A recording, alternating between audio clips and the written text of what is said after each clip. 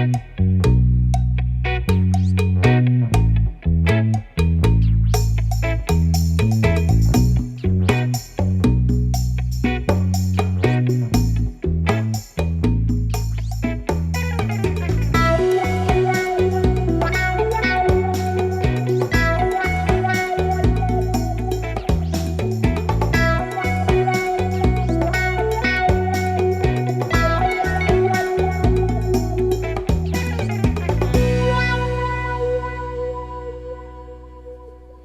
plaisir de vous retrouver ce matin pour une nouvelle aventure de votre émission La Parenthèse.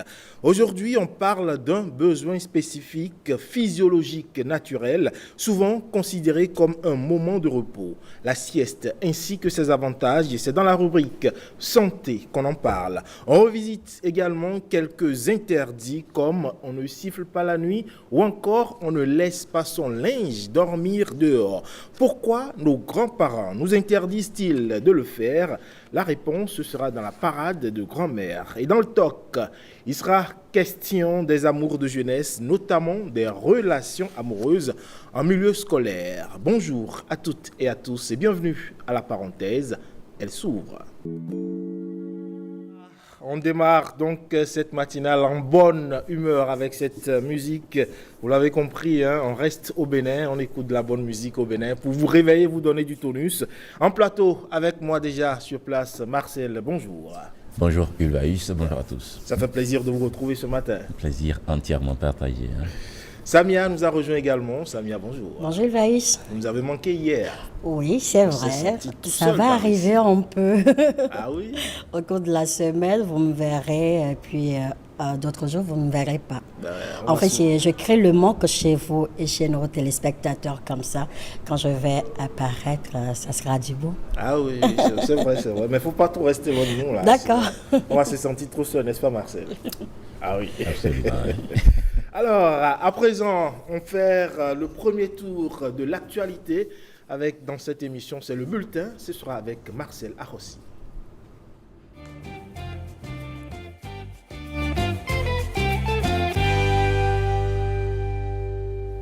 Alors Marcel, on démarre donc par cette remise de lettres de créance au cabinet du ministère des Affaires étrangères. Après sa prise de fonction le 1er juillet dernier, Titus Osundina, nouveau représentant résident du PNUD au Bénin, est allé présenter l'attestation de la qualité officielle de son poste au Bénin. C'était ce lundi au cabinet du ministre des Affaires étrangères. Le cérémonial est feutré. Titus Oladayo Osundina franchit le seuil du cabinet du ministre des Affaires étrangères béninois pour lui porter ses lettres de cabinet. À mon arrivée au Bénin, j'ai trouvé que le Bénin a déjà avancé par rapport aux autres pays en Afrique en général et même dans l'Asie et dans d'autres côtés d'Afrique, là où je viens. Je viens de Sud-Soudan. Et avec ça, on a beaucoup avancé au niveau du Bénin. Et j'ai trouvé aussi que le Bénin, au niveau intellectuel, au niveau du développement, et on a beaucoup de choses à faire ensemble. Et l'aspect d'énergie, c'est important pour le pays. Et l'aspect de digitalisation aussi, je crois que le pays est en train de faire beaucoup d'efforts. Nous sommes sur la bonne voie et on va aller de l'avant. Représentant résident du Programme des Nations Unies pour le développement au Bénin, Osundina a pour mission de renforcer la coopération entre le Bénin et l'institution internationale. Un partenariat multilatéral parmi les plus importants pour le développement durable du pays. Et ce jour, 17 juillet, eh bien, c'est la journée internationale, ou plutôt la journée mondiale de la justice internationale. L'événement marque l'anniversaire de l'adoption du statut de la Cour pénale internationale à Rome.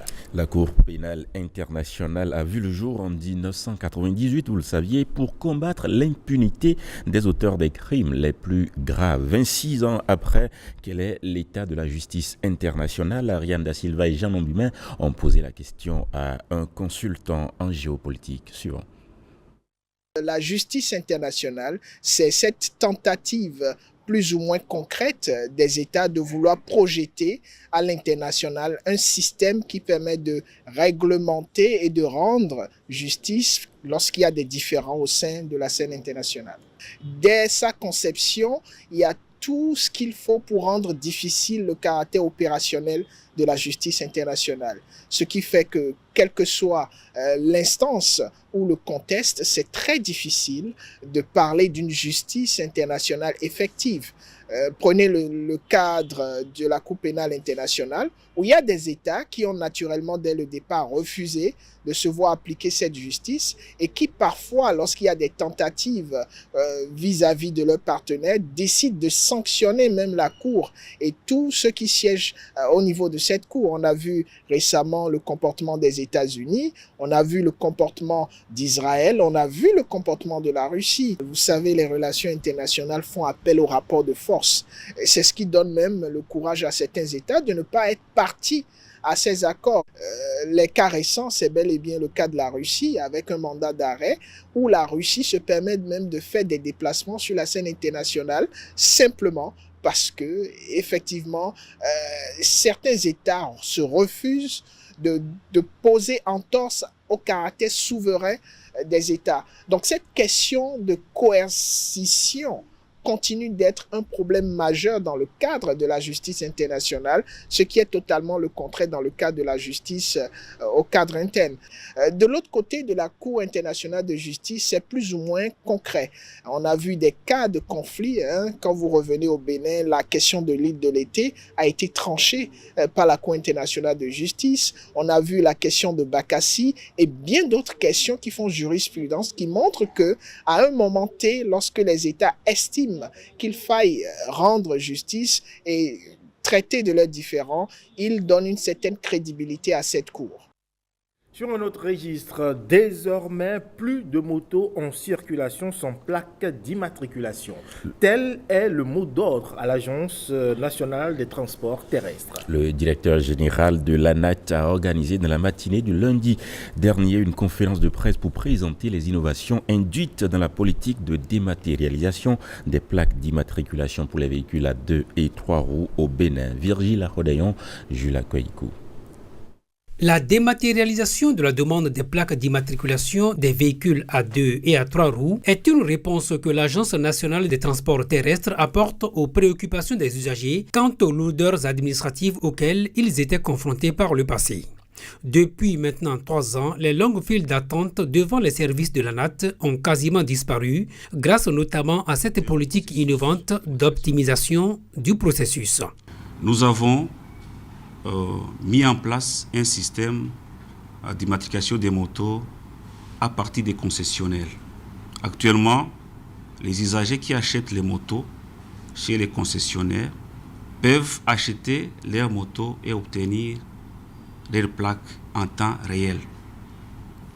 Ceci a été mis en place grâce à la collaboration de nos partenaires, mais aussi par le travail qui a été fait par les agents de l'ANAT. Il s'agit d'une procédure de pré-production qui permet à l'ANAT de rendre les plaques disponibles dans le système à partir des informations douanières recueillies. Donc c'est une procédure très simple.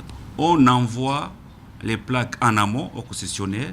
Quand l'usager se présente, après avoir rempli toutes les formalités, la plaque est seulement donnée au concessionnaire suivant le numéro de châssis qui est saisi dans le système. Les usagers n'ont donc plus besoin d'attendre plusieurs mois pour retirer les plaques de leur moto. L'Agence nationale des transports terrestres fait tout ce qui est en son pouvoir pour que désormais il n'y ait plus de motos en circulation sans plaque d'immatriculation au Bénin. À ce titre, un délai de 3 mois est accordé aux usagers pour se mettre en règle en ce qui concerne les anciennes plaques non encore retirées. Passé ce délai, ces plaques seront purement et simplement détruites, prévient le directeur général de l'ANAT. Des propriétés. Une table ronde sur la finance climatique appuyée par la Banque mondiale et le Fonds monétaire international. Cette initiative du Bénin est portée par le ministère de l'économie et des finances en charge de la coopération. Elle vise à trouver des financements pour renforcer la résilience du Bénin face aux affres des changements climatiques. Des précisions avec William Tchoki et Jules Koikou. Pour toucher du doigt les actions de résilience du Bénin face au changement climatique, il faut aller aussi très loin de Cotonou. Nous sommes ici sur le segment ouest du littoral béninois, à Grand Popo, un trait de côte protégé grâce aux ouvrages érigés dans le cadre du projet Waka. Mais le Bénin veut mieux faire. Réaliser un projet de financement innovant lié au changement climatique qui pourra être dupliqué dans plusieurs Bénins et plusieurs pays et faire en sorte que la COP29 soit une des COP qui accouche de quelque chose de vraiment constructif et concret pour l'Afrique. Il veut contrer les affres des changements climatiques dans les 8 domaines de sa vulnérabilité: l'agriculture, l'énergie, les ressources en eau, la santé, le tourisme et le littoral. Et pour atteindre l'objectif, cette rencontre des acteurs de l'écosystème de la finance multilatérale, les acteurs du secteur privé, tous autour de cette table ronde dite de la finance climatique. Grâce à tous ici, nous allons faire des choses à notre échelle, des choses originales, trouver des moyens de répondre à ces enjeux de changement climatique, de concilier cette nécessité de procéder au développement de nos populations, mais en disant il faut le faire de façon durable. Et je pense que si nous accompagnons les bonnes choses, l'Afrique doit être la solution en fait globale sur cette question du changement climatique. Explorer tous les mécanismes de financement innovants, une recherche optimale d'un financement vert, une démarche avant-gardiste fortement appréciée. Ceci est un acte très fort, car ça voudrait dire que les effets classiques du changement climatique que nous observons déjà seront pris en compte dans votre programme de développement.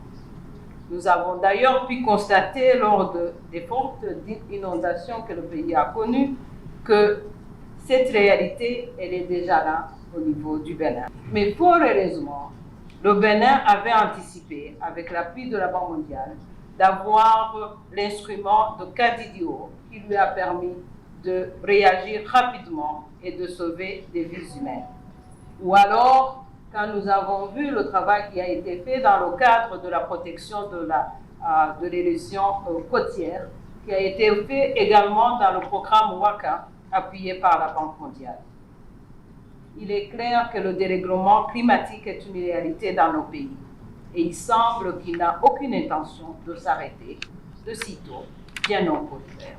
Ça voudrait dire que l'action est maintenant. Le temps d'agir est maintenant et le Bénin met sur la table des projets innovants, une agriculture régénératrice, réduisant les émissions de gaz à effet de serre, une meilleure monétisation de ces projets carbone, le tout ponctué de présentations et d'échanges, des exemples concrets d'un engagement proactif pris par le Bénin. Ces changements climatiques.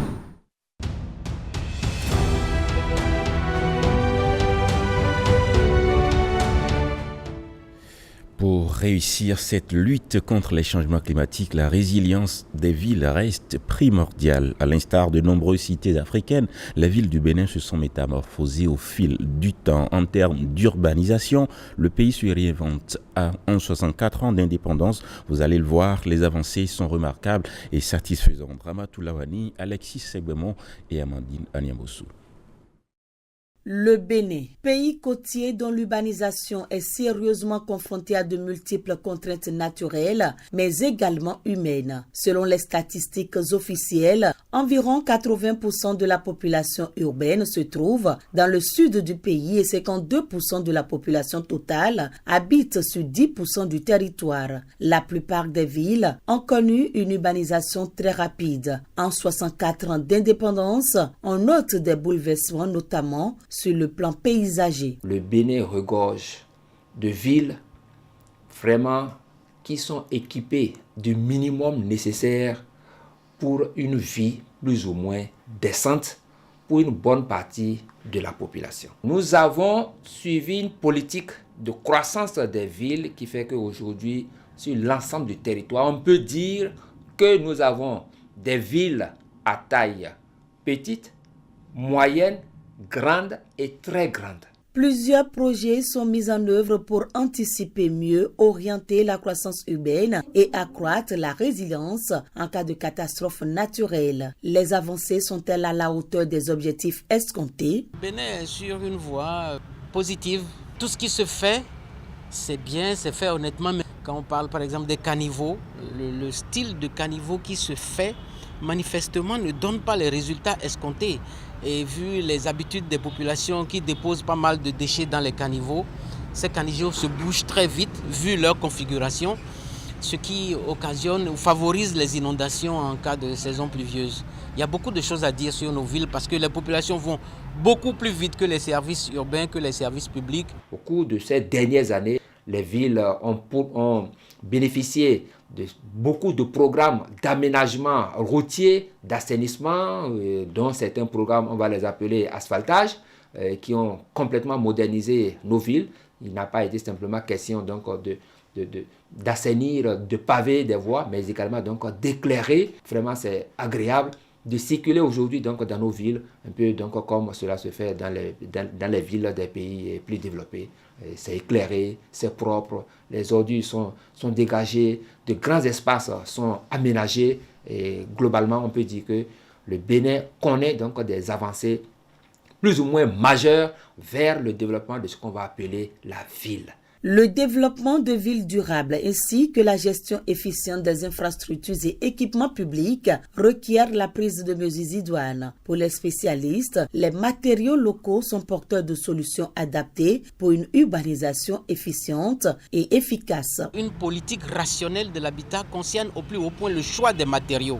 Et quand vous regardez dans nos villes, la plupart de nos grandes villes sont des villes où le tout béton carrelé fait sa loi. Le soleil qui est permanent nous contraint à utiliser des matériaux plus respectueux de l'environnement, plus régulateurs des températures. Il parle donc de matériaux locaux, parle donc du développement de l'économie locale, puisque la terre, les matériaux, que ce soit les pierres, la terre de bar, les tuiles, tout ce que vous pouvez imaginer comme matériaux de construction, il faut des acteurs pour mobiliser ça. Le Bénin a enclenché sa modernisation dans tous les domaines. Afin d'offrir un cadre de vie agréable à la population, le pays s'est doté d'une loi sur l'urbanisme. Si on espère vivre dans un milieu propre, sans maladie, sans des difficultés, il vaut mieux accompagner cette loi-là.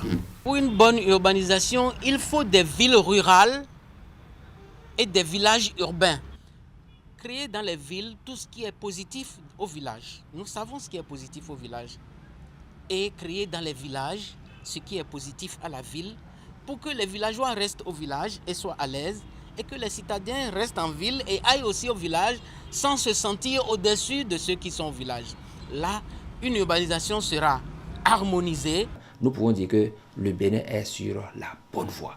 Désormais, donc, on raisonne en termes de fierté. Et voilà ce que je laisse au Bénin. Mon amour pour le Bénin, voilà ce que donc, ça coûte. Mais l'urbanisation ne peut être uniquement l'affaire des pouvoirs publics. Dans la conception comme dans la mise en œuvre des projets de développement urbain, il faudra impliquer davantage la population en faisant de la sensibilisation un objectif stratégique. En 64 ans d'indépendance du Bénin, quels ont été les changements majeurs et les orientations apportées dans les relations entre le pays et le reste du monde? À l'occasion de la fête du 1er août à venir, voici pour vous la diplomatie béninoise qui a revisité. Le Bénin diplomatique revisité d'hier à aujourd'hui, des périodes et des faits marquants à travers notre histoire. La première période va de notre accession à l'indépendance 1960 à 1972. Si de 1960 à 1972, au moment du coup d'État, nos relations de façon privilégiée étaient orientées vers l'Occident. Pendant la période révolutionnaire, nous étions davantage du côté du camp socialiste. Les 12 premières années de notre indépendance, en matière d'établissement des relations diplomatiques, notre pays avait 6 représentations à travers le monde. À partir de 1972, la diplomatie béninoise a changé de cap. Elle entre dans une nouvelle ère. La deuxième période diplomatique a été la période de 1972. Et la diplomatie a été marquée par 2 points clés. Le premier point clé, c'est une ouverture très large et la multiplication des représentations diplomatiques dans les pays socialistes. Un pays n'a que des intérêts.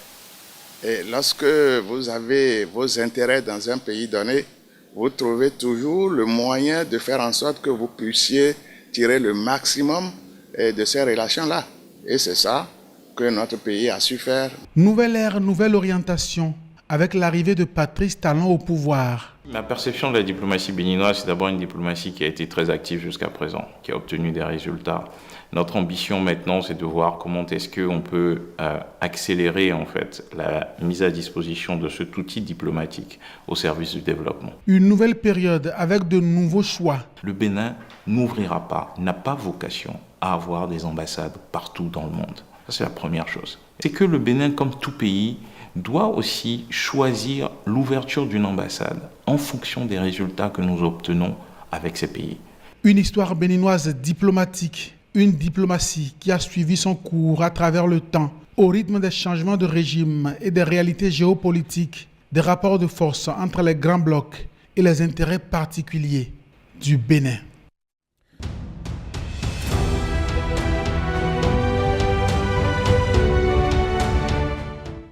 La première étape des foires régionales de l'artisanat a pris fin dimanche dernier à Nati Tengou, au grand bonheur des organisateurs principaux, le Fonds de développement de l'artisanat et la Chambre des métiers de l'artisanat. Mais on fait un voyage dans le passé à travers un zoom sur quelques artisans qui ont innové. Nos guides, Jean-Claude James et Yves Agouropessi, qui nous emmènent dans l'univers de l'or blanc, du bois et des produits alimentaires. Poussant bio, transformé en fil pour divers usages. À la foire régionale de l'artisanat, c'est l'une des grosses attractions. La filature dont Dame Anissatou et ses collègues ont le secret. Il faut commencer par le péage du coton. Ça, c'est la cadeuse.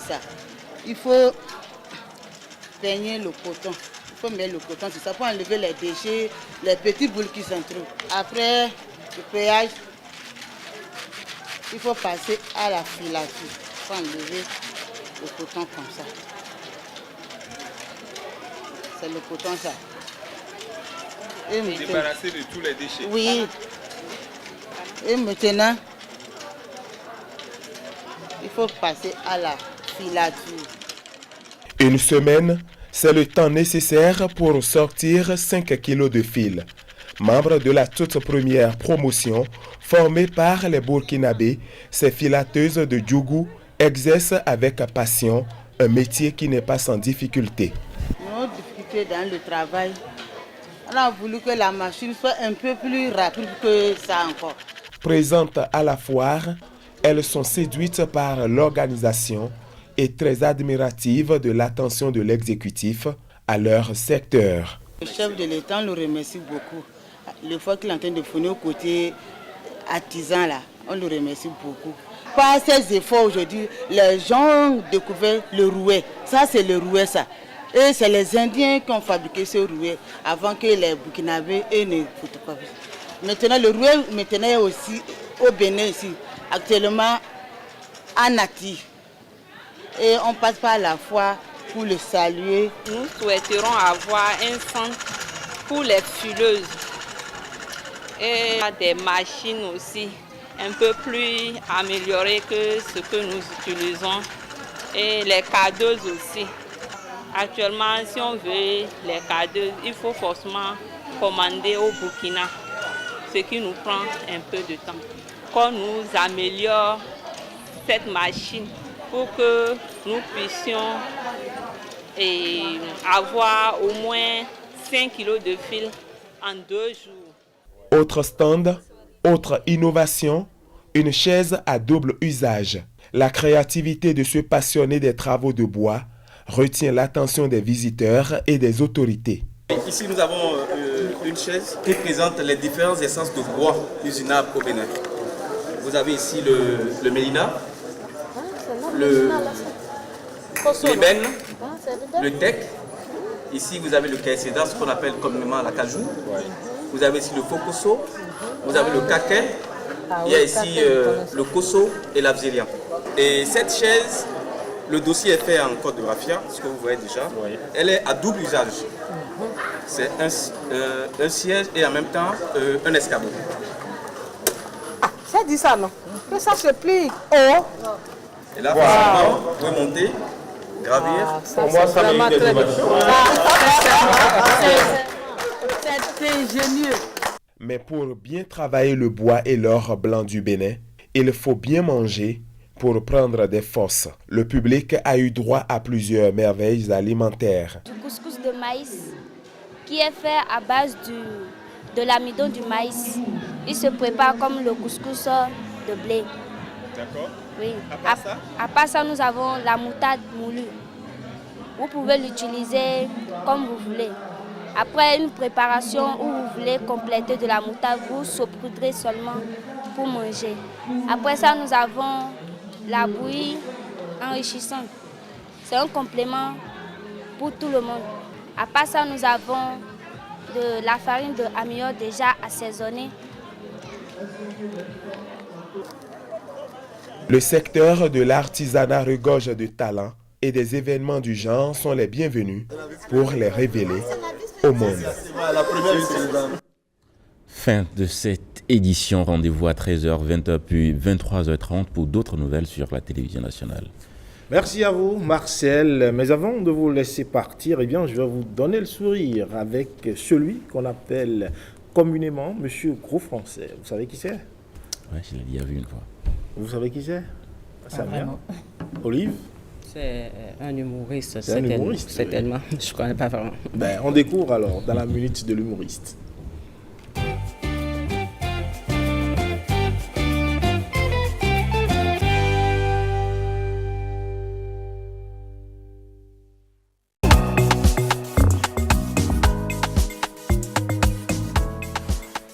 Bébé. Oui. Mon cœur. Oui, mon amour. Dodo. Jennifer, il y a quoi?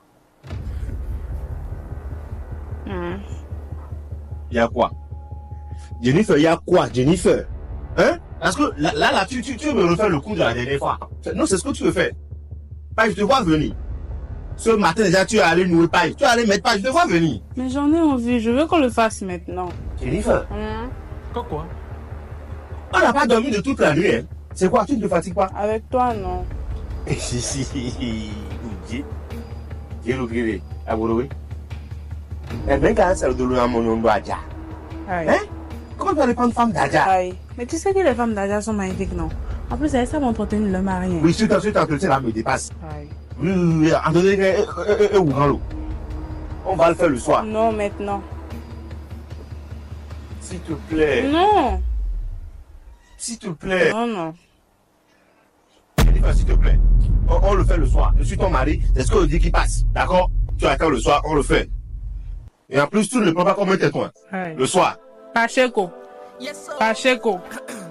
C'est pas vrai. Il m'abandonne, il me dit de ne pas le prendre comme un tétouin. Depuis qu'on refusait un service à son épouse n'est pas un embarras. En tout cas, on est ici.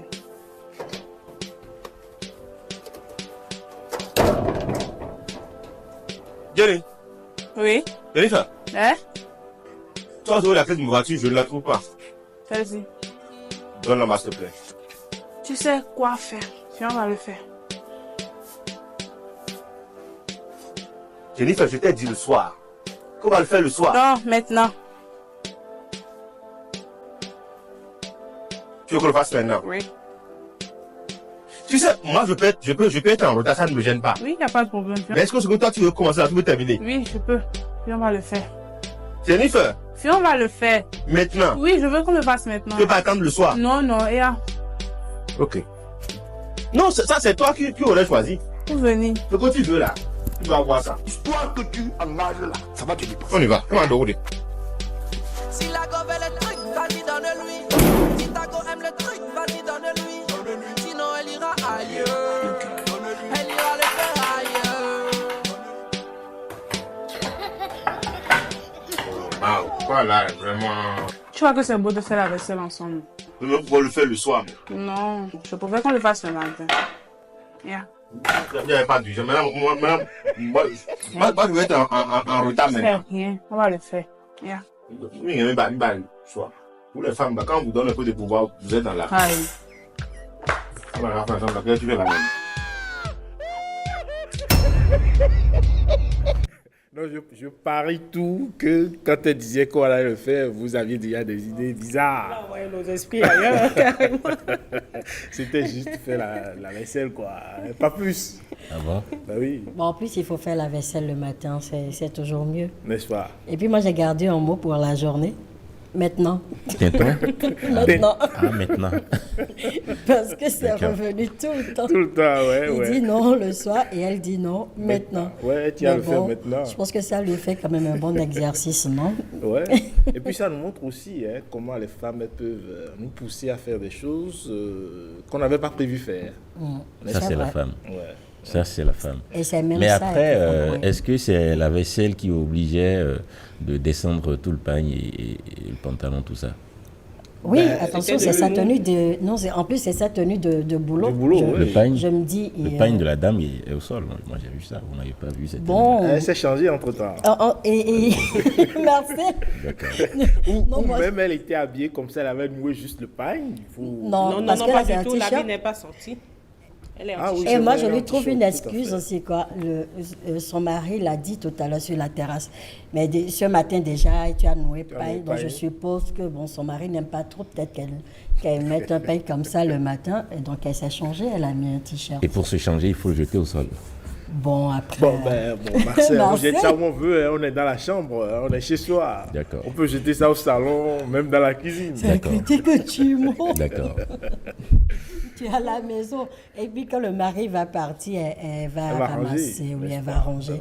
En plus, si seulement vous saviez un peu comment ça se passe quand vous n'êtes pas là, Marcel, vous n'allez pas chercher à comprendre ça tout de suite. C'est dire que c'est sens dessus, sens dessous quand on n'est pas là. Et puis après, bon, des fois c'est comme ça, pas tout le temps, mais des fois la vérité c'est que c'est un peu comme ça.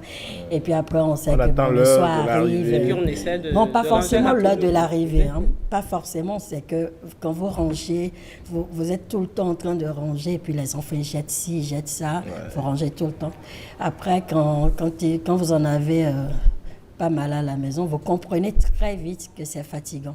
Donc on attend le soir, dès qu'ils sont exténués, et vous rangez tout à la fois. Et puis moi je pense que comme c'est une mise en scène, il fallait créer des situations pour créer des pour suspens. envoyer votre esprit ailleurs. Voilà, Ils ont ça bien s'explique réussi. parfaitement. Ouais. Ils Voilà. ont bien réussi. Et comme je l'ai dit au début, ils ont réussi à envoyer nos esprits carrément Elle ailleurs. a même et puis- dit avec toi non. Ouais. Le monsieur a dit mais Je ne me tu n'es fatigue jamais jamais. fatigué. Avec toi, non. Et elle a dit avec toi non. Je me suis dit ah ok donc ok d'accord. Mais c'est son mari donc avec. Non, lui, si elle ne dit se avec fatigue toi, à rien non. faire en fait. Au final c'est ça. Et puis moi j'ai appris un mot, vous l'avez dit, tintouin. Tintouin, c'est quoi? C'est un nouveau mot qu'il a employé, monsieur Gros Français. Ah bon. C'est mettre dans l'embarras, quoi. Ouais, mettre quelqu'un dans l'embarras. Ne le prends pas comme un tintouin, comme un souci. Ah, Mais comme un ouais, effectivement, il a dit. Attendez que je note en même temps. Ouais, faut noter. C'est Donc, on a c'est le appris mot un qu'on a nouveau découvert aujourd'hui, donc D'accord. on va dormir un peu moins bête ce soir. C'est vrai. Voilà, comme le disait mon professeur à l'université.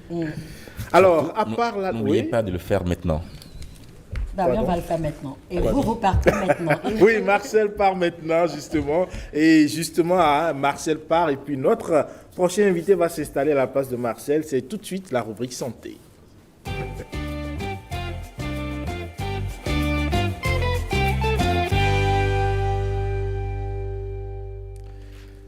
À part faire la lessive, évidemment, si vous avez l'habitude de faire la sieste, ceci est bon pour vous. Vous allez en savoir davantage sur les avantages, les bienfaits de la sieste. Olive Oussougoué, Dites-nous tout. Ulvaeus, à nouveau, bonjour. Bonjour à toutes et à tous.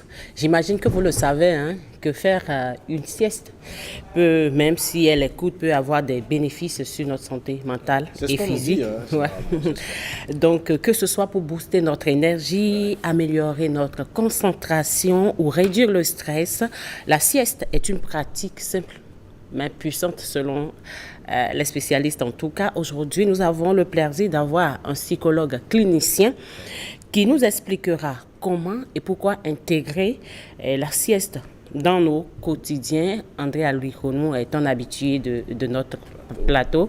Monsieur Alikonu, bonjour. Bonjour. Monsieur Alikonu, merci d'être là. C'est un plaisir. Merci de m'avoir invité. Alors, pour commencer, vous pouvez nous expliquer ce qu'est exactement la sieste et les différentes formes qui existent.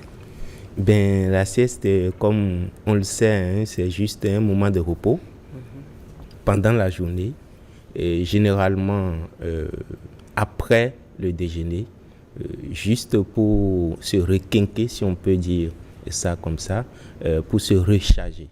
C'est pas non plus le sommeil de la journée, c'est un moment de repos, de récupération, généralement après le déjeuner. Pas non plus autour de 16h, 17h, ça ce n'est plus la sieste. Ok. Voilà. Alors, est-ce qu'il y a différentes sortes de siestes? Quelles sont les différentes formes de siestes qui existent? Il y a des siestes qu'on appelle généralement la sieste complète. C'est celle qui dure, c'est le paradoxe, entre 10 minutes et au plus 20-25 minutes. Complète, hein? Oui. Voilà. C'est celle qui est la plus efficace. Ah, voilà. Donc, elle vous permet vraiment de vous recharger, de diminuer le stress, de couper de couper un peu la fatigue, de tout ça. Mais il y a la sieste qui est plus ou moins un peu plus longue et qui va vous permettre de, cette fois-ci, c'est pas seulement pour se recharger, mais c'est permettre à l'organisme de se restructurer en quelque sorte.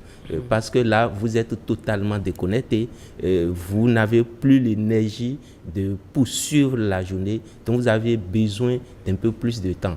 Ça va aller jusqu'à 1h30 ou 1h30, plus, okay. Pas plus que ça. Alors, quels sont donc les principaux bienfaits de la sieste pour notre santé physique et mentale? On va aller pas à pas. Oui, ils sont vraiment nombreux, très. Déjà, j'ai parlé de stress, ça va vous couper tout de suite. Si vous êtes très stressé, le fait de se prendre ce petit repos-là va couper le stress. Mais si vous êtes aussi pas productif, ou voilà, vous n'avez plus la possibilité, vous n'arrivez plus à trouver les idées, le fait de donner au cerveau, à la mémoire, cette capacité de se recharger va vous rebooster. Donc ça va vous rebooster sur le plan productivité et de la mémoire. Et puis, bon voilà, la fatigue qui ne vous permet pas de pouvoir physiquement continuer le rythme de la journée si vous êtes aussi très, vous avez beaucoup de charges. En faisant cette sieste-là, vous regagnez de l'énergie aussi. Alors, justement, pour aller un peu en arrière, avant de continuer, vous avez parlé de la sieste complète qui dure entre 10 et 20 minutes. Et celle qui dure jusqu'à 1 heure de temps, elle est incomplète? Non, c'est pas qu'elle est incomplète. Mais en fait, on parle de complexe ici parce que complète, parce que c'est ce qui est conseillé. Ok. C'est ce qui est conseillé. C'est ce qui ça va pas jouer sur votre rythme de sommeil au cours de la nuit. Donc c'est pour ça que c'est important de savoir le temps, de savoir que c'est pas rattraper son sommeil perdu la nuit. C'est pas ça. C'est pas ne pas dormir la nuit et venir le faire dans la journée. Non. Encore que elle est complète parce que elle vous permet, elle est vraiment réparatrice en fait. Okay. Donc c'est que vous êtes dans un moment où vous perdez de l'énergie, vous n'êtes plus intellectuellement, psychologiquement, émotionnellement apte. Donc, et ce petit moment vous permet de repartir, de recharger votre batterie, de redémarrer en fait. C'est vrai que... Excusez-moi Olive, il y a des gens qui font des siestes de 5 minutes. Voilà. C'est possible ça? Ça c'est plus ou moins en deçà de la moyenne, mais la sieste dépend aussi de chaque individu. Voilà. Donc, il faut aussi l'adapter à l'individu. C'est vous qui adaptez votre rythme. Ça peut être 5 minutes, mais vous avez pris l'habitude de conditionner votre organisme à cela. Parce que ce qui est aussi bon, c'est qu'il ne faut pas le faire genre une fois l'an pour dire je fais la sieste. Justement, moi j'ai quelqu'un dans mon environnement professionnel qui sieste pendant 10 minutes pour la plupart du temps, mais je le dis, mais bon chef, c'est pas possible, comment tu peux dormir pendant 10 minutes? Il me dit ça me permet, d'habitude, il a l'habitude de le dire, et ça me permet de me retrouver 10 minutes, c'est suffisant pour moi. À vous entendre parler, ça, je comprends mieux, et c'est une question d'habitude au fait. C'est ça, c'est une question d'habitude. Ouais. Pardon, docteur, est-ce que ça, on peut appeler ça, par exemple, quand on parle de micro-sieste et tout, les 5 minutes, là où... Oui, si vous voulez, micro-sieste, mais le plus important ici, c'est que la durée, peu importe la durée, ça dépend d'un individu à un autre. Mais il faut noter que, pour ne pas dire, la science dit entre 10 minutes et 90 minutes. Okay. Maintenant, vous pouvez adapter votre organisme et votre rythme. La position même de la sieste, c'est vous qui déterminez. Qui déterminez, voilà. Alors, nous allons continuer avec les bienfaits sur le plan mental. Pourquoi pas? Oui. Autrement, je vais aller peut-être de façon très générale. Faire régulièrement la sieste vous évite le burn-out. Dans le temps du travail, vous évite le burn-out, vous évite la dépression sur ces choses-là. Ça vous permet de réguler votre émotion. J'ai déjà parlé de recharger sur le plan intellectuel, mais psychologique, la tension aussi, ça c'est sur le plan physique. Mais faire la sieste vous permet même j'ai envie de dire sur le plan social, de savoir raison garder quelque part. Parce que voilà, si vous êtes sous pression trop stressé professionnellement, juste parce que la pression du travail, la charge qui vous attend, vous pouvez mal parler à quelqu'un sans vous en rendre compte. Voilà. Involontairement en plus. Ok. Ça améliore l'humeur. Après, la personne va s'excuser en disant non, c'est parce que je n'ai pas fait ma sieste. Ou parce que j'étais trop stressée. Non, pas parce que je n'ai pas fait ma sieste. Alors justement, à quel moment de la journée, vous l'aviez dit, c'est juste après normalement le déjeuner, le repas de midi. Et pour ceux qui n'ont pas de pause, est-ce qu'il faut obligatoirement faire sa sieste entre midi et 15 heures? Oui, la logique voudrait que ce soit comme ça. Mais pour ceux qui n'ont pas de pause, comme je l'ai dit, comme nous autres souvent, comme je l'ai dit, c'est dommage que ce soit continuel. On peut, vu la charge du travail pendant une certaine période, genre cette semaine, on va enchaîner comme ça. Parce que, vous voyez, l'organisme, j'ai dit souvent, l'organisme est vivant. Et donc, il faut savoir communiquer avec. Quand vous êtes préparé que à partir de la semaine prochaine, vous n'aurez pas de pause, vous informez votre organisme. La semaine prochaine, nous allons enchaîner. Donc, tu n'auras plus cette habitude-là. L'organisme va vous accompagner. Vous savez qu'il y a des travailleurs qui travaillent, par exemple, de 8h à 16h, sans pause. Sans pause. C'est des gens qui ont trouvé d'autres compensations. Donc, pendant maintenant cette période, il faut trouver des moments, j'ai envie de dire, de coupure du rythme de travail, du rythme professionnel. Vous n'allez pas enchaîner de 8h à 16h sans avoir des moments d'écouter de la musique, sans avoir des moments de vous déconnecter. Tout peut être là, mais vous êtes déconnecté dans votre tête. Il faut pouvoir faire cela, à défaut d'avoir un moment où vous allez fermer votre bureau, où vous allez rabattre la porte, éteindre les lumières, et tout ça pour vous recueillir, somnoler, si je peux dire ça. Si vous n'avez pas cette possibilité, il faut trouver des moments de vous déconnecter, ne serait-ce que 5 à 10 minutes de votre routine quotidienne de travail. peut-être même faire quelques pas. Si on est dans son bureau et qu'on a de l'espace, ça peut aider un peu. Bien sûr, ça c'est très très important. Vous pouvez être en train de changer de position de travail. Si vous étiez assis pendant 30 minutes, levez-vous 5 minutes, marchez un peu. Nous sommes en train de parler de la sieste là. Bon, ok. Donc, non, là, on revient parce que ça c'était d'autres astuces pour se déconnecter un peu. Pratiquement ne sieste pas. Pratiquement, même quand je suis fatigué, je pose la tête 2 minutes, après je suis déjà levé. Je n'ai pas l'habitude de faire la sieste. Est-ce que j'en cours? Je ne sais pas. Qu'est-ce que j'en cours, je veux dire? Non, c'est comme je le dis, on ne va pas tout de suite dire aux gens qui ne font pas la sieste qu'ils sont malades ou qu'il y a quelque chose qui ne va pas. Non. Vous avez pris le temps d'habituer votre organisme comme ça. Vous aviez d'autres sources de compensation. Maintenant, il faut, si ça vous dérange de ne pas pouvoir faire la sieste comme ça et que passer cette période-là autour de 14h, 15h, vous avez du mal à reprendre, là, il faut trouver le temps forcément dans votre emploi du temps de faire la sieste pour pouvoir bien gérer la suite de la journée. Est-ce que pour aller dans le même sens que Ulvaeus, est-ce que faire une sieste, par exemple, c'est mettre sa tête sur la table pendant 10 minutes? Est-ce une bonne position? Non, c'est pas la meilleure position. La meilleure position voudrait que vous puissiez vous allonger. Ok. La meilleure position voudrait que vous puissiez vous allonger. Vous pouvez redresser le siège si ça vous permet de vous redresser, mais c'est pas rester assis, baisser la tête. C'est vrai que dans certaines circonstances, rapidement, ça arrive. Et ça lui procure... Et parfois, ça soulage. Voilà. Parce que l'idée, c'est qu'il veut couper son stress. Il veut recharger émotionnellement.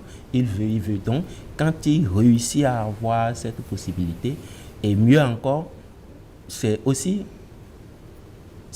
s'éloigner des stimuli. Il y a trop de bruit, il y a ci, il y a ça. Et donc, on se coupe de tout ça rapidement pour se recharger. Mais il faut noter simplement que ça dépend de chaque individu. On l'adapte à son rythme et à son milieu de travail. Justement, cela dépend de chaque individu. Est-ce qu'on peut siester, par exemple, dans le bruit? Il y a des rares personnes qui... Tout ça, c'est le conditionnement. Ok. Parce que si il n'a vécu que dans un environnement bruyant, il va s'adapter à cet environnement. Donc, tant qu'il n'y a pas de bruit, par exemple, vous allez avoir chez certains enfants, tant que vous n'allumez pas la musique ou que la télé ne fait pas de bruit, il ne va pas dormir. Quand tout est calme, au contraire, lui, il ne dort pas. Donc, il y a un nom comme ça. Mais c'est quand même des cas rares. Mais on parle de conditionnement là. Comment vous l'avez conditionné? Comment vous l'avez habitué à cela? Et donc, vous pouvez encore le déconditionner. Tout se passe dans la tête, au fait. Et ça prend le temps. Ok. Alors, quels sont les mécanismes biologiques et psychologiques qui expliquent les bienfaits de la sieste? Je sais que vous avez déjà commencé par en parler. On voudrait connaître la suite. Bien, c'est que, de façon générale, votre organisme attend une recompensation.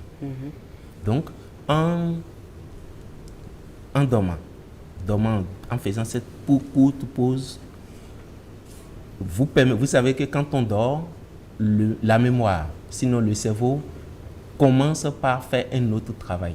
Pas ce travail de téléchargement, non. Mais il commence par faire un travail de lien, de fixation, de tout ce que vous aviez appris. C'est-à-dire, il met de l'ordre dans... Est-ce que je peux dire comme ça que les gens... Dans votre cerveau. Tête, voilà. Tout ce que vous aviez vu enregistrer, parce que c'est pas... On n'a pas conscience de tout ce qu'on enregistre. Pendant la nuit, le cerveau met de l'ordre, ce qui nous permet d'avoir des souvenirs, d'avoir des oublis aussi, et de pouvoir, on va dire, l'intelligence, parce que vous ne savez pas à quel moment vous avez apprécié, à quel moment vous avez fait telle connexion. Le cerveau fait tout ça. Donc cette petite pause qu'on fait dans la journée permet au cerveau aussi de faire une pause sur la routine que vous lui imposez, d'être éveillé de tout temps, tout prendre, en fait. Donc, il y a que sur le plan organique, si on veut parler des hormones, par exemple, pour le stress, c'est plus vous aviez le stimulus stressant devant vous, plus votre organisme produit des hormones qu'il faut pour répondre à ce danger, à cet élément nouveau. Donc, quand vous faites cette sieste comme ça, ou que vous coupez, vous n'allez plus avoir le stress, l'élément stressant devant vous. Et donc, l'organisme va donner une autre réponse. Il ne va plus produire l'hormone stressant.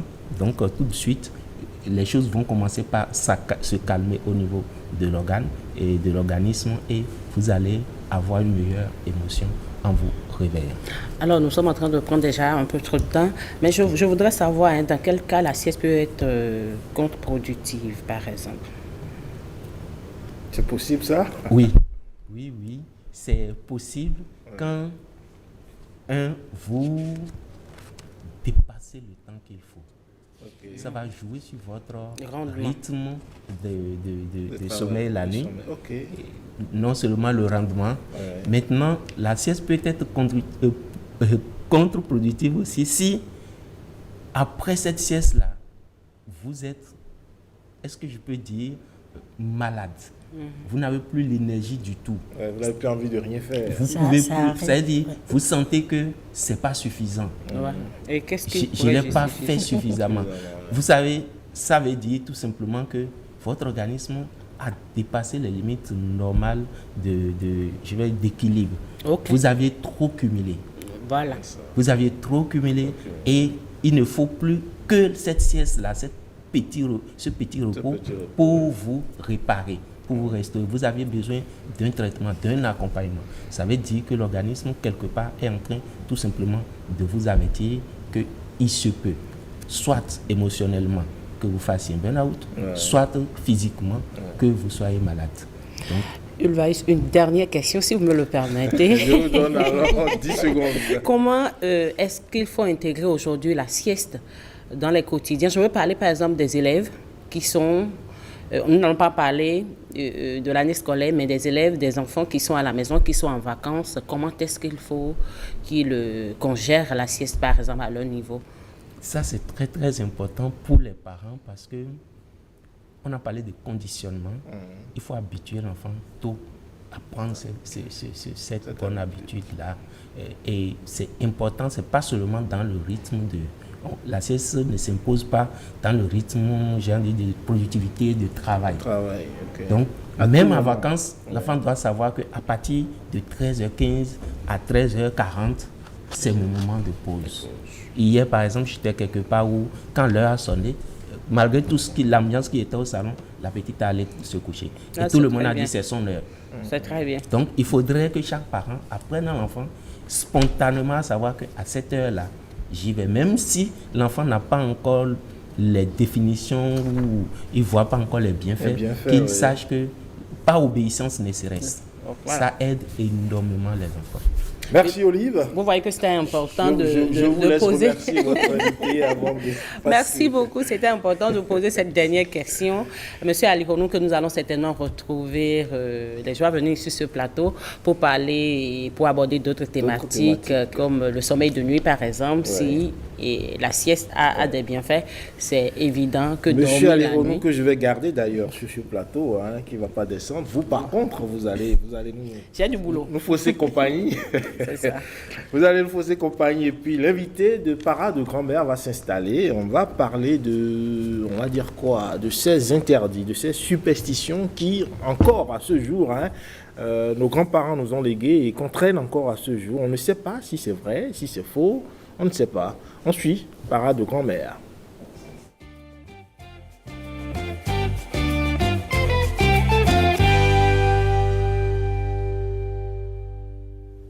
Et voilà, on se demande, est-ce qu'on siffle la nuit? Je n'en sais rien. Le spécialiste est là avec Samia. Ils vont nous dire exactement si c'est vrai ou si c'est faux ou si c'est juste des baratins. Samia. Des baratins, j'en sais rien non plus. Mais comme vous l'avez dit, le spécialiste est là. Et justement, avant de parler de ne pas siffler la nuit, tout à l'heure, le docteur Alironou, il parlait de quand on dort, quand on fait la sieste et qu'on dépasse, par exemple, le temps, Après, vous ne vous sentez pas bien, l'organisme ne prend pas. Ne répond plus exactement comme cela se doit. Et ça, en fait, ça ressemble un peu, je ne sais pas si c'est une croyance, d'accord, un peu à ce que les grandes personnes nous disent. Chez moi, justement, quand vous faites la sieste, jusqu'à un certain moment, on vous dit, allez, lève-toi, il ne faut pas dormir pour rencontrer la nuit. Ne dormez pas jusqu'à la tombée de la nuit. Donc, c'est un peu de tout ça qu'on va parler. Mais aujourd'hui, on va parler du « il ne faut pas siffler la nuit, il ne faut pas laisser son linge propre dormir dehors ». Vous en avez déjà entendu parler, vous, Dr. Leroux? J'ai été éduqué dans ça. Alors, madame était très rigoureuse sur ces choses-là. Voilà. Est-ce que ce sont des croyances? Est-ce que ce sont des superstitions? Est-ce qu'il y a des conséquences qu'on encourt quand on ne respecte pas tout cela? On va en parler avec vous, Dr Tosso Didas. Bonjour. Bonjour. Comment allez-vous? Bien, et vous? Ça va super bien. J'aime beaucoup votre couleur, la couleur rose, la chemise, là. Je l'adore. Merci beaucoup. Dr Tosso, par ailleurs, qui est également un habitué de ce plateau, il faut le dire. Ah, oui. Un peu comme Dr Ali Honou. Bon, en fait, je suis la seule petite nouvelle de l'équipe. On est les deux petits nouveaux sur le plateau, on va dire. D'accord. Mais c'est un plaisir, en tout cas, de faire partie de cette équipe. Dr Tosso, il ne faut pas laisser son linge propre dormir dehors. Moi, on me l'a tout le temps dit, enfant, et curieuse que j'étais, mais pourquoi? Et mon père me disait, fais ce qu'on te dit, arrête de poser des questions.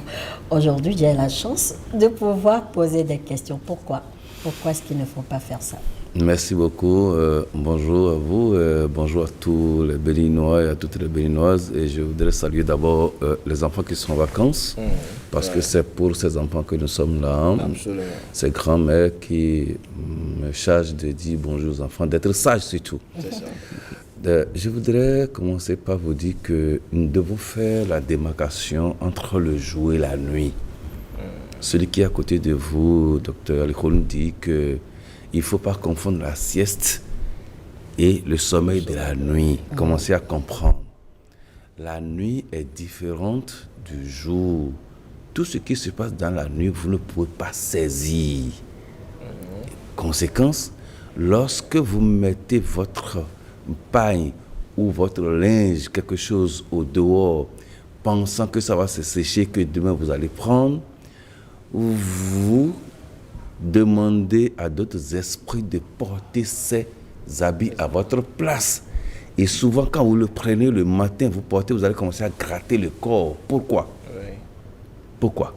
Ça veut dire quoi? La nuit n'appartient pas à ce pain-là de rester là. C'est un autre esprit qui gère la nuit. Et donc, vous ne pouvez pas laisser votre pain à la disposition de quelqu'un que vous ne voyez pas, que vous ne connaissez pas. Et donc, quand on vous a dit, ne laissez pas, ce n'est pas pour rien. Non. Vous allez me dire que vous êtes en ville et que votre maison est clôturée, personne ne va venir chercher, il n'y aura pas de voleurs, vous avez fait le barbelé et tout ça. Non, ce n'est pas ce qu'on vous dit. Ce qui passe, même si vous fermez votre porte, il y a des choses qui passent et que vous ne maîtrisez pas. Ces choses n'ont pas forcément besoin de portail pour entrer. Voilà. Conséquence, quand on vous demande de ne pas mettre, il ne faut pas mettre.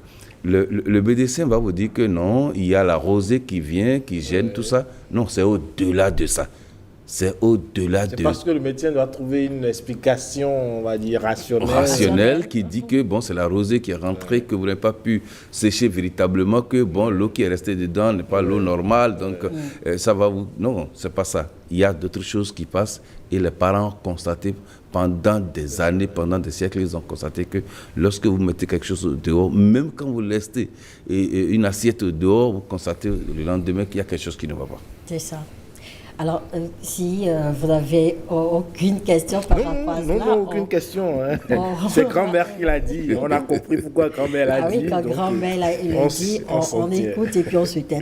Alors, quand on dit par exemple qu'il ne faut pas siffler la nuit, l'autre jour ici, nous, on a essayé. Hein. Oui, on a tenté. On a essayé, on a tenté, on s'est dit, bon, il y a par exemple le serpent qui siffle. Ouais. Et donc, nous, on nous disait de ne pas siffler, certainement parce que quand vous sifflez, vous invitez un copain serpent ou un serpent qui se dit, tiens, il y a un de mes copains qui m'appelle par ici et donc je vais lui rendre visite et tout.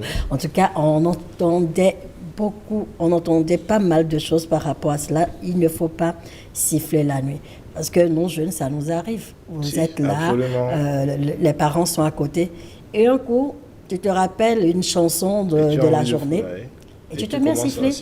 Et un parent qui est de l'autre côté dit, on ne siffle pas la nuit. Mais pourquoi? Est-ce que grand-mère vous a dit pourquoi il ne faut pas siffler la nuit? Vous avez tout répondu déjà. Parce que même si vous êtes dans une maison en ville, il est très rare de trouver un serpent le jour, oui ou non? Oui. C'est vrai. Oui. Très rare. Pendant le jour, est-ce que vous trouvez le serpent? Non. Mais la nuit, même si vous êtes dans une maison, je ne sais de quelle villa il s'agit, de quel hôtel, on peut trouver le serpent passer. Pourquoi?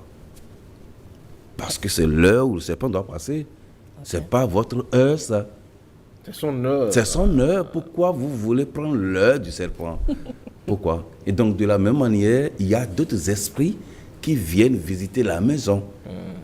À l'heure, là, à partir d'une certaine heure la nuit, ce n'est pas pour vous. Et c'est pourquoi vous devez dormir, laisser les esprits planer dans la maison. Et donc, si vous sifflez, c'est tout comme si vous preniez la place de ces esprits-là. Vous ne pouvez pas siffler la nuit, ce n'est pas votre rôle. Je vais peut-être vous faire un parallèle. Lorsque vous avez votre voiture, la nuit, on met la lumière, mais tout le temps, on ne klaxonne pas. Oui, on ne klaxonne pas. On ne klaxonne pas la nuit, oui ou non? C'est vrai. Mais dans la journée, on klaxonne. Quand bien même le ronflement de la voiture, on klaxonne. Ça veut dire quoi? Ça veut dire que la nuit, ce n'est pas fait pour vous. La nuit est faite pour d'autres esprits. Et ce sont ces esprits qui nous protègent. Lorsque vous voulez dormir et vous restez à genoux pour prier, vous demandez, vous implorez Dieu pour qu'il vous protège, oui ou non? Il n'est pas là, vous ne le voyez pas, vous ne le touchez pas. Mais la nuit, il y a une prière particulière que vous faites par rapport au jour. Elle est même plus intense, la prière de la nuit. Intense. Oui, vous implorez suffisamment. Et donc, c'est comme ça aussi, nos parents, parce qu'ils n'avaient pas, vous m'excusez le mot, ils n'avaient pas aussi cette rationalité de Jésus et de Mahomet, tout ça, mais ils ont leur manière de garder la maison. Donc, il y a des esprits qui viennent les sauver, les protéger. Donc, vous ne pouvez pas tout le temps siffler parce que ce n'est pas votre temps, ce n'est pas pour vous. C'est le moment pour nos aïeux, nos parents qui sont partis parce que les morts ne sont pas morts. Il faut vraiment le garder pour une fois de bon. Pour ceux-là vont venir pour nous protéger. Sinon, mais écoutez, 2 ou 3 personnes qui dorment dans des brousses et la nuit, ils arrivent à s'en sortir. Pourquoi? Parce qu'il y a des esprits qui les protègent. Il faut faire attention.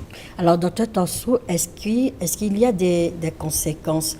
Par exemple, vous rencontrez des personnes qui vous disent, surtout aujourd'hui, beaucoup de jeunes, et puis on se dit, non, ça, c'est des choses du passé. Oui, on est en ville, on connaît aujourd'hui. En effet, il y a beaucoup qui n'y croient plus. Oui.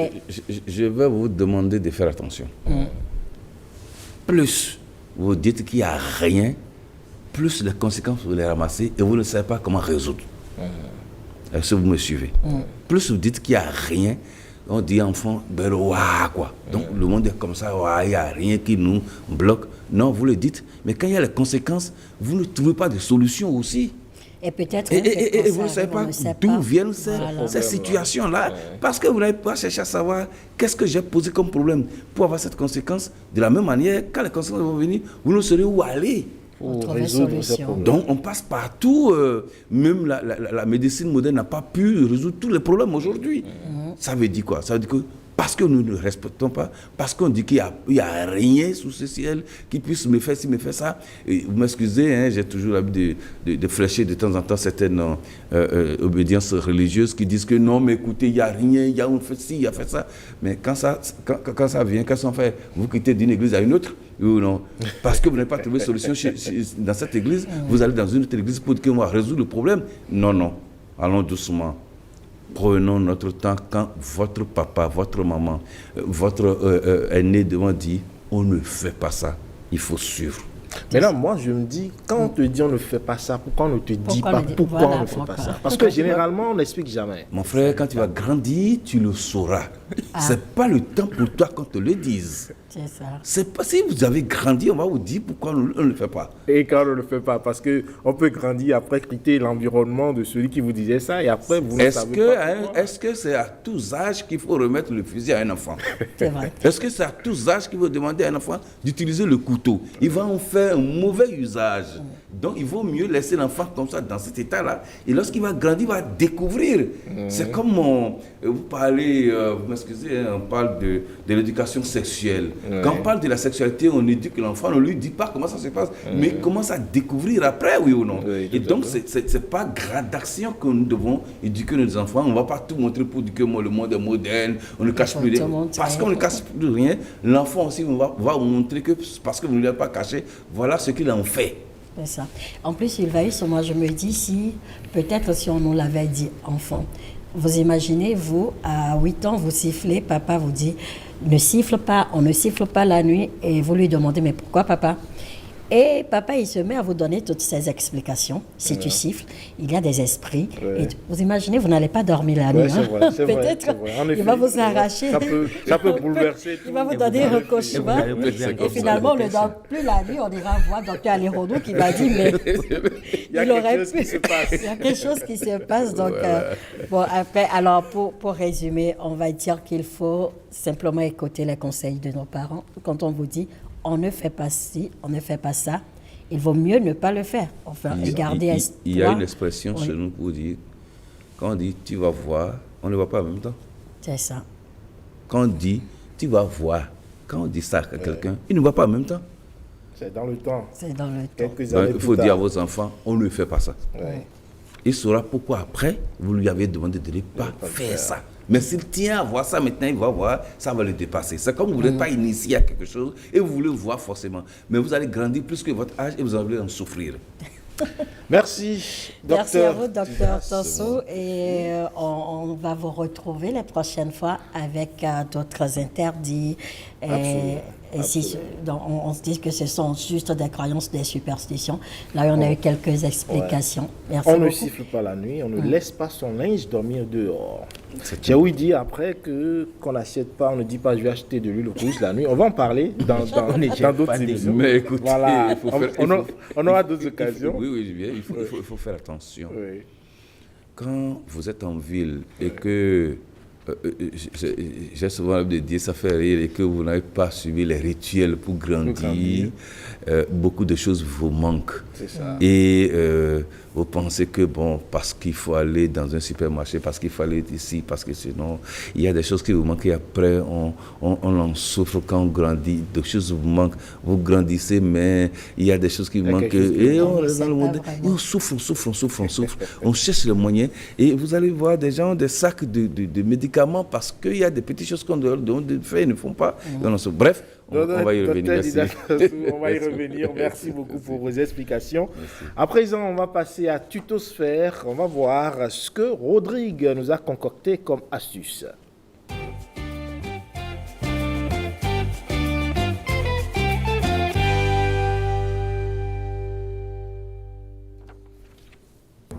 Faites cette astuce et vous ne jetterez plus jamais vos ampoules grillées à la poubelle. C'est vrai, regardez le nombre d'ampoules ici. Ces ampoules sont grillées, d'accord? Mais il y a près de 500 rayés d'ampoules et les gens jettent généralement ces ampoules à la poubelle.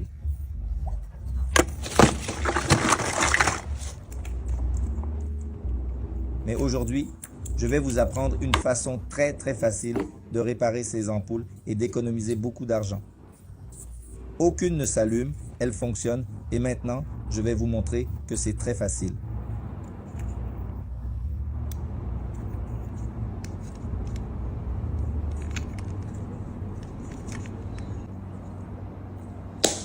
Corriger est très facile.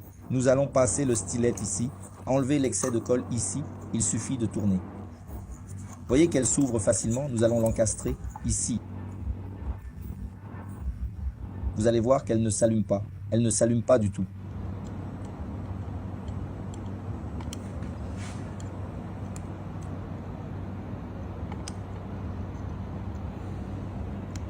Maintenant, nous allons trouver lequel a un problème, d'accord? C'est celui-ci, celui du coin qui a un problème. Nous allons le retirer et effectuer la correction. Nous allons terminer le stylet et effectuer ce remplacement.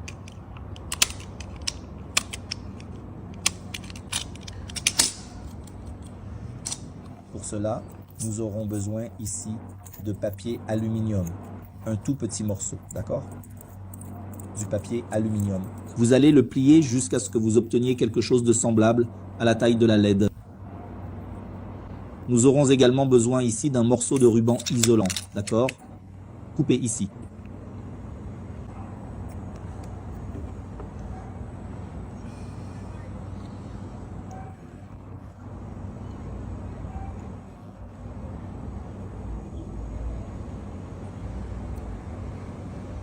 Confirmez qu'il est bien fixé. Nous allons le placer ici.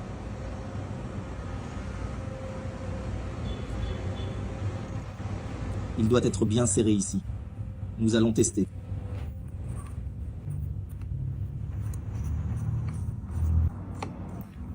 Comme vous pouvez le voir, elle s'est allumée.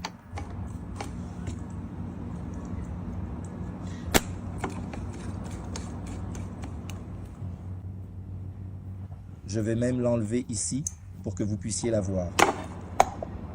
La voilà. Ici, sans ça, ça ne marche pas, d'accord? J'espère que vous avez apprécié. Et voilà, j'espère en effet que vous avez apprécié. On a pu voir comment est-ce que des ampoules usagées ont été récupérées. Et bizarrement, on constate que, on va dire quoi, que tous les points où l'ampoule n'était véritablement pas grillée. C'est bien ça. Alors, madame, monsieur, c'est l'heure du talk. On installe nos invités, on revient en plateau pour parler de ce sujet-là, les relations amoureuses en milieu scolaire.